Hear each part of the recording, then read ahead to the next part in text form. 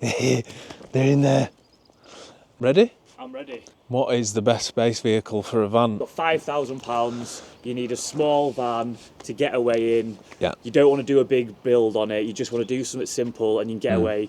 Maybe like in the next month. What are you getting?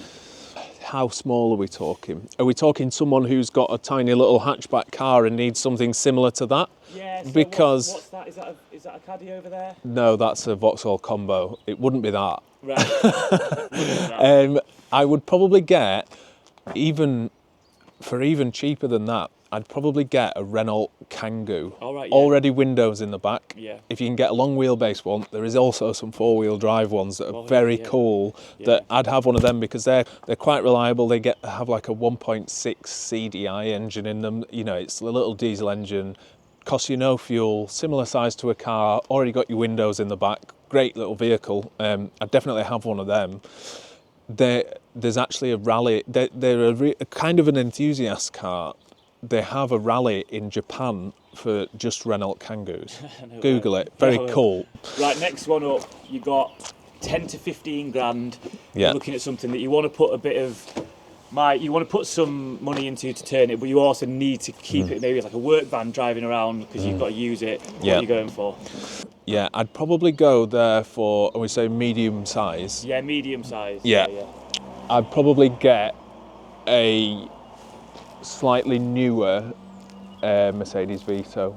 A sort of a base model pack, which is like hasn't got painted bumpers or anything. So that's kind of like a more base model. And then I would probably look at converting it, maybe doing a wrap or a paint job on it, just so that, you know, make it all maybe black or something. I think that they look really nice, all black, maybe some alloys on it.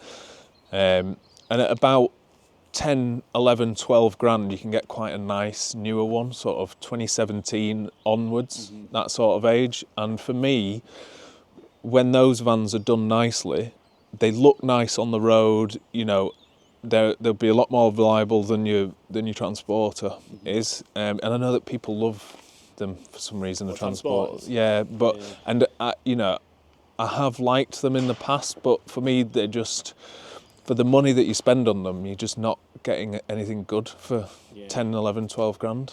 So it'd be probably a 2017 onwards, low mileage Vito facelift. Next up, big van. Let's say. Well, we can do two if you want. A cheap one and a cheap one. Big van, but you don't want to spend too much. Yeah. Let's do that one first. So it's like kind of the bigger style, but you don't want to go crazy. Yeah.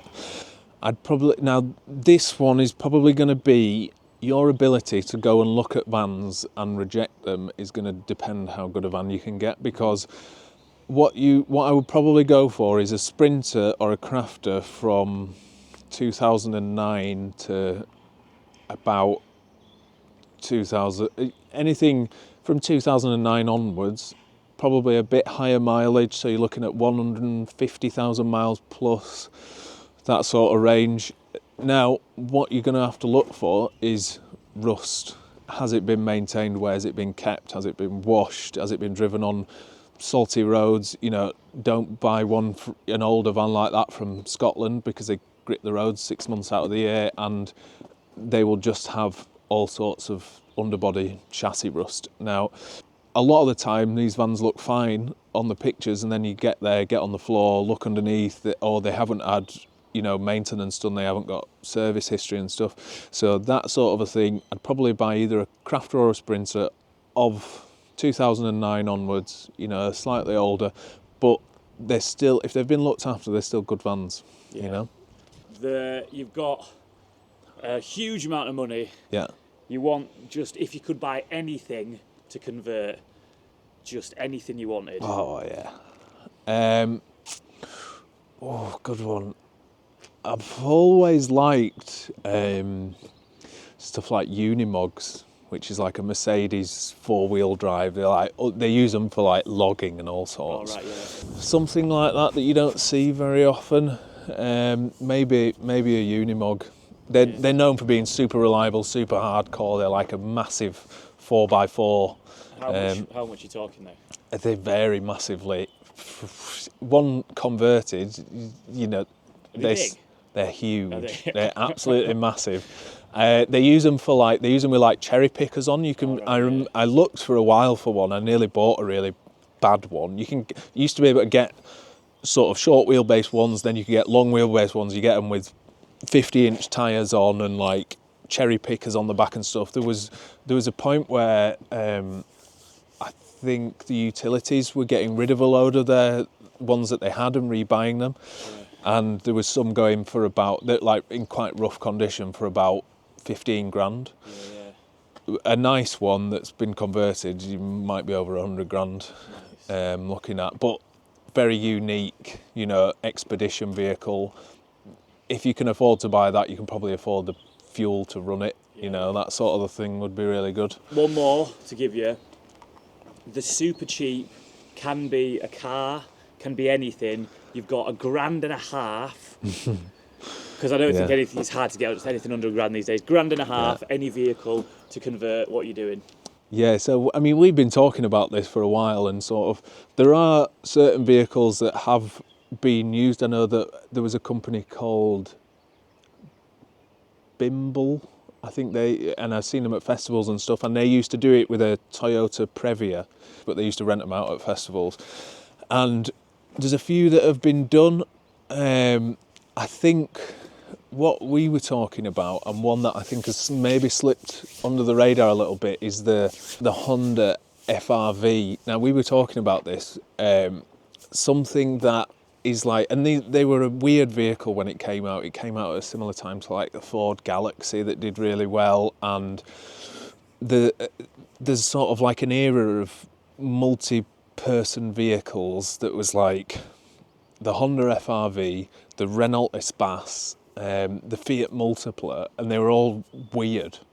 And the Renault Espace, very cool, massive thing, really weird car, massive panoramic sunroof, and the Fiat Multipla, which has since risen to sort of, fame for being like, Top Gear did a thing because it was like the ugliest car in the world. But they all had 3 seats in the front, which is very cool because then you can rip all the ones out in the back, you still get 3 belted seats. The Honda FRV kind of slipped under the radar because it was in between all the others. It wasn't as weird as the Renault, it wasn't as ugly as the Fiat, and it kind of wasn't as cheap or good as the Ford Galaxy at the time, which was really popular in this country. And there weren't that many of them. The only thing is they do suffer a bit with rust, some of them. But Honda reliability, you can't beat that. They did a 1.8 petrol and a 2.2, I think, CDI diesel. And I think as a camper van, I think the diesel one would be amazing. Good on fuel, Honda reliability.